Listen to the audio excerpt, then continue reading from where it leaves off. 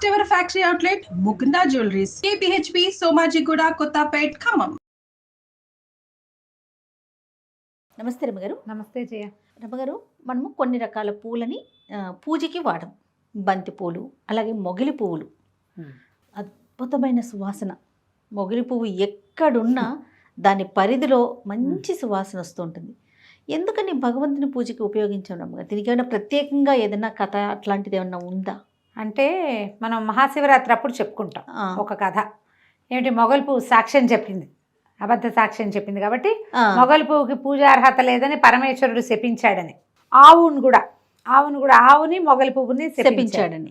ఆవు తలతోటి లేదని తోకతోటి అవునని ఒప్పుకుంది.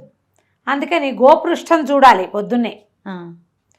గోపృష్టానికి పూజార్హత ఉంది కానీ గోవు ముఖానికి పూజార్హత లేదు అని శపించాడని చెప్పుకుంటాం. అయితే శివపురాణంలో ఒక విశేషమైన కథ ఉంది దీని మీద. మరి అలాంటి కథ నేను ఎప్పుడు వినలేదు, కొత్తగా చదివా. ఈ మధ్య చదివింది, చాలా వింతగా అనిపిస్తుంది. త్రేతాయుగంలో జరిగిందట ఒక గాథ. ఏం జరిగింది? సీతారామ లక్ష్మణులు అడవిలో ఉన్నారు. వీళ్ళు ఏం చేశారు, అడవిలో 14 సంవత్సరాలు నివసించడానికి రాముడు సీతాదేవి వెళ్ళిపోతూ, సీతారాములు వెళ్తూ తమతో పాటు లక్ష్మణ స్వామిని తీసుకెళ్లారు. వీళ్ళు కొంతమేర వెళ్ళి ఆగిన తర్వాత ఈ దశరథుడు చనిపోయాడని భరతుడు తల్లులు వచ్చి వెనక్కి రమ్మని బతిమలాడారు. కానీ వీళ్ళు వెనక్కి వెళ్ళల. అక్కడి నుంచి 14 ఏళ్ళు వాళ్ళు అడవిలోనే ఉన్నారు. ఏటా తండ్రి గారు పోయిన తిథికి శ్రాద్ధకర్మలు నిర్వహించాట రాముల వారు. పెద్ద కొడుకు రెండో కొడుకు ఇక్కడే ఉన్నారు కదా, అదేలే. అందుకని వీళ్ళిద్దరూ ఇక్కడ శ్రాద్ధం పెట్టుకునేవారు. ప్రతి సంవత్సరం ఏది లభ్యమైతే దాంతో పెట్టాలి. శ్రాద్ధ విధి చేయటం, అట్లా నువ్వులు నీళ్ళు వదిలిపెట్టడం, ఇది చేయటం, ఎవరికైనా ఆహారాన్ని ఇవ్వడం విధి. పిండ ప్రదానం చాలా ప్రధానమైన విధి. అందులో ఏటా చేసేవారు. రాముడు మొట్టమొదటిగా దశరథుడికి శ్రాద్ధ పెట్టింది, పిండ ప్రదానం చేసింది గారెపిండితోటి చేశారట. వాళ్ళు ఉన్న అడవిలో గారెపిండి లభిస్తుంది. తండ్రి మరణించాడని తెలిసి ఆయనకి శ్రాద్ధం విడిచాడు అనమాట. శ్రాద్ధం అంటే అదేదో పెద్ద విషయం కాదు, శ్రద్ధతో ఇచ్చేది శ్రాద్ధము, అంతే. దాని అర్థమే అది. మనం దానికి విపరీతార్థాలు చేసుకుని తిట్టుకి వాడుకున్నా తప్పు. అది శ్రద్ధగా చేసేదాన్నే శ్రాద్ధం అంటారు. అని ఇలా కొంతకాలం గడిచిన తర్వాత ఒకసారి వీళ్ళు ఫల్గుణి నదీ తీరంలో ఉన్నారు, సీతారామ లక్ష్మణులు ఉంటే. తండ్రి గారి శ్రాద్ధకర్మ దినం వచ్చింది. సమీపంలో ఉన్న మునివాటికకి వెళ్ళి శ్రాద్ధానికి అవ్వాల్సిన సామాన్లు తెమ్మని లక్ష్మణ స్వామిని పంపారు. ఆయన వెళ్ళి ఎప్పటికీ రాల. ఏమిటి, ఆలస్యం అయిపోతుంది, అపరాహ్నం పెట్టాలి, మధ్యాహ్నం 12 అయిన తర్వాత 3 లోపల. అందుకని రాముల వారు కూడా వెళ్ళాడు. తమ్ముడు ఏమిటి ఇంకా రాలేదు అని. అక్కడ వాళ్ళకి ఏదో లభ్యం గాల, వెళ్ళిపోయారు. ఆయన కూడా వెళ్ళాడు. ఈ సీతాదేవి చూస్తోంది. మధ్యాహ్నం మార్తాండు మెల్లిగా వెనక్కి వెళ్ళడానికి సమాయత్తం అయిపోతున్నాడు. అయ్యో ఏమిటి ఎప్పటికీ వీళ్ళు రావటం లేదు, శ్రాద్ధ విధి వేళ మించిపోతుందని ఆవిడ ఏం చేసింది, తమకి లభ్యమవుతున్న వస్తువులతోటే తనే స్వయంగా శ్రాద్ధ విధిని నిర్వహించేసిందట. మంత్రం ఆవిడకు వచ్చు. శ్రాద్ధం విధి చేసి నీళ్లు వదిలేశారు కల్లా 3 మహాపురుషులు వచ్చారట నీళ్లలోంచి, ఫల్గుణి నదిలోంచి. ఆశ్చర్యపోయింది. ఎవరంటే ఆయన ఏం చెప్పారు, ఒక ఆయన, నేను దశరథుడమ్మా, నీ భర్త అయిన శ్రీరాముడి తండ్రిని. ఈయన మా నాన్నగారు, ఆయన మా తాతగారు. మేము ముగ్గురము నువ్వు పెట్టినటువంటి శ్రాద్ధాన్ని స్వీకరించడానికి వచ్చాం. తర్పణ విధి నిర్వహించింది, శ్రాద్ధ విధి నిర్వహించింది, అది పితృదేవతల కోసమే కదా, స్వీకరించడానికి వచ్చామా. సంతృప్తులం అయ్యాను తల్లి, నువ్వు చేసిన శ్రాద్ధ విధి మమ్మల్ని సంతృప్తులు చేసింది అని చెప్పేసరికల్లా ఈవిడ చాలా సంతోషించి ఏమన్నది, చాలా సంతోషం, కానీ ఇప్పుడు నేను శ్రాద్ధ విధి నిర్వహించానని మీరు వచ్చి స్వీకరించారని చెప్తే శ్రీరాముడు లక్ష్మణుడు నమ్మవద్దా? ఎక్కడా లేదు కదా లోకంలో, మీరు సంతృప్తులు అయ్యారని నేను చెప్తే నమ్ముతారో నమ్మరు అంటే, సరే నువ్వు చెప్పు. సాక్ష్యంగా ఫల్గుణి నది, అక్కడ మేత మేస్తున్నటువంటి ఆవు, అక్కడే చక్కగా ఇట్లా విరబూసి ఉన్నటువంటి మొగలి పువ్వు, ఆ తర్వాత సాక్ష్యంగా అగ్నిహోత్రం పెట్టే కదా చేస్తారు. వీళ్ళ 4 సాక్ష్యం చెప్తారు అని, వాళ్ళ 4కి మీరు సాక్ష్యం చెప్పండి అని చెప్పి పితృదేవతలు 3 వెళ్ళిపోయారు.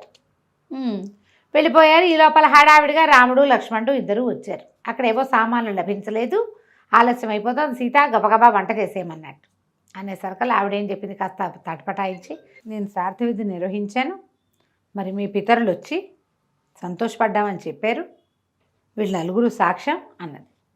రాములు వారు ఆశ్చర్యపోయారు. లోకంలో ఎక్కడా లేదే, కోడలు శ్రార్థం పెట్టడం ఎక్కడైనా ఉందా? అదే ఆ కోడలు పెట్టిన శ్రార్థంతో తృప్తిపడ్డం కూడా ఎప్పుడు వినలేదు అని 4 కేసి చూసేట. సాక్షులు 4 నోరెత్తలేదుట. చెప్పలా. సీతాదేవి అవమానపడింది, కష్టంతో వచ్చింది ఆవిడికి. వీళ్ళు సరే ఇంకేం చేస్తుంది, ఆవిడ వంటకు ఉపక్రమించింది, ఇంకేం చేయలేక. అయితే ఈ రాముడు ఇక్కడ అన్ని ఏర్పాట్లు చేసుకుని సామాన్లు మొదలుపెట్టి తండ్రి ప్రేయర్ తలుచుకోగానే తండ్రి మళ్ళీ 3 ప్రత్యక్షమయ్యారట. అయ్యా సీత శ్రాద్ధం విడిచింది మాకు, ఆమె పెట్టిన శ్రాద్ధ విధితోటి మేము సంతృప్తం అయిపోయాం, మీరు ఇక శ్రాద్ధ విధి చెయ్యొద్దు, ఈ సంవత్సరానికి పితృశేషం ఆమె శ్రాద్ధ విధి నిర్వహించగా మిగిలింది కదా, అది భుజించండి, ఇక మీరు విధి చేయవద్దు అని చెప్పేసరికి అప్పుడు ఆయన ఆశ్చర్యపోయాడు రాముడు. తండ్రి తాత వచ్చి చెప్పారు, ఇంక నమ్మాలి. అప్పుడు సీతాదేవి అందట వీళ్ళు 4 వల్ల నువ్వు నమ్మలేదు అని ఈ 4 శపించిందట సీతాదేవి. ఫల్గుణి నదిని నువ్వింక కనపడవు, అంతర్వాహినిగా ఉండు. దండకారణ్యంలో అంతర్వాహినిగా ఫల్గుణి ఈ నది ఉన్నది, అది కనపడదు కానీ నది ఉంది లోపల, అంతర్వాహినిగా ఉండమంది. అక్కడి నుంచి ఆవుని పొద్దున్నే నీ మొహం చూడకూడదు ఎవరు అని ఆవుని శపించింది. పొద్దున్నే గోముఖం చూడకూడదు, గోపృష్టం చూడొచ్చు. దాని మీద విషయం చెప్దాం మళ్ళీ ఇంకోటి. తర్వాత అగ్ని, నేను భక్షకుడివి, విచక్షణ లేదు నీకు మంచి చెడు విచక్షణ ఉంటే అవునని సాక్ష్యం, నేనే సాక్ష్యం, నా ఎదురుగుండానే మీ పితరులు వచ్చారు రామా అని చెప్పేవా? నువ్వు చెప్పలేదు కాబట్టి నువ్వు విచక్షణారహితుడివిగా ఉన్నావు కాబట్టి సర్వభక్షకుడివి అయిపో. నీలోకి ఏది వచ్చినా దాన్ని కాల్చేస్తావు, బంగారమైనా కాల్చేస్తావు, మట్టైనా కాల్చేస్తావు నువ్వు అని. మొగలి పువ్వుకి నువ్వు ఇంత విరిబడి ఉన్నావు, ఇంత విరిసావు, ఒళ్ళంతా కళ్ళు చేసుకుని చూసి సమాధానం చెప్పలేదు, నీకు పూజ అర్హత లేకుండా పోవుగాక అని శపించిందట. ఈ శాపాల కథల్ని మనం చాలా కథల్లో చెప్పుకుంటాం. సీతాదేవి కూడా శపించింది అని ఈ గాథ చెప్తారు. అప్పటి నుంచి మొగలి పువ్వుకి పూజార్హత లేదు. కానీ మొగలి పువ్వుని మనకి తెలంగాణలో ఉన్నటువంటి కేతకి సంగమేశ్వర స్వామి దేవాలయంలో మాత్రం జరాసంగం ఆ ఊళ్ళో మాత్రం అక్కడ పరమేశ్వరుడు ఒప్పుకున్నాడు కాబట్టి అక్కడ ఒక్కచోట మొగలి పువ్వులతో శివుడికి పూజిస్తారు. అక్కడే సమీపంలో మొగలి వనాలు ఉన్నాయి, అక్కడి నుంచే పువ్వులు కోసి తెచ్చి పెడతారట.